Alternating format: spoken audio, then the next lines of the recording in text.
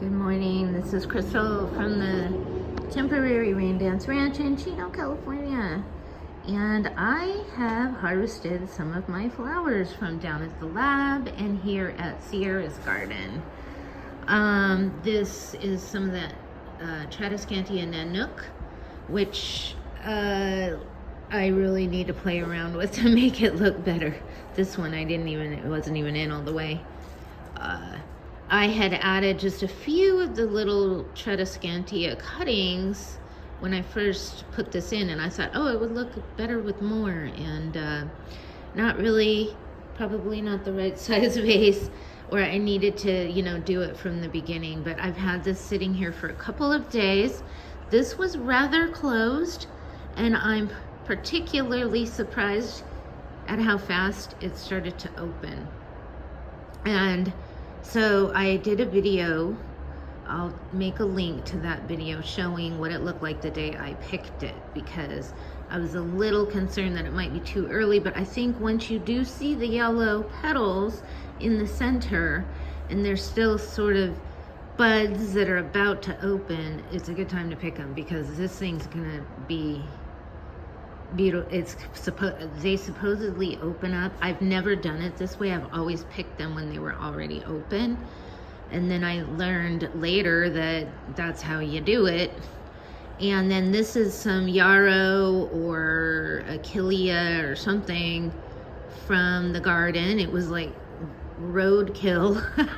We're not technically allowed to just cut things for our own use out of the demonstration gardens, but this came from the demonstration butterfly garden, and they were flowers that were knocked over like into the sidewalk, and we're allowed to cut those.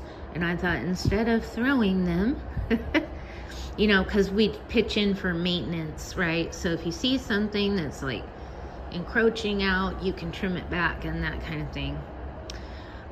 So I said, I'll take these two, and they just look really nice with the baby's breath. I mean, look at how pretty that baby's breath is. So over time, I will get a little better at putting together bouquets, but I mean, I'm certainly not unhappy with this. I'm totally cool with it just being thrown together. And then this is some mint cuttings for greenery, and those are holding up very nicely.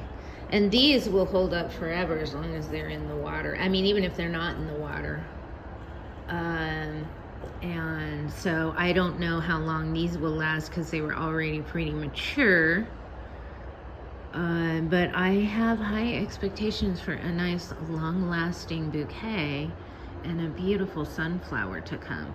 So it's only been 2 days since I picked this, and it was just a bud, and you could just see the little tips of yellow petals in there. So yeah, cut flower gardening is certainly a joy. Gotta love the cut flower garden. Oh my gosh. And I'm really in love with the Tradescantia. I just need to figure out how to make it work. Now this one, it has full bloom flowers. Is that a hair? That's a hair. And one of my hairs. Get you out of there. I can only see it in the camera. There we go. That was like a new one that I popped in just now.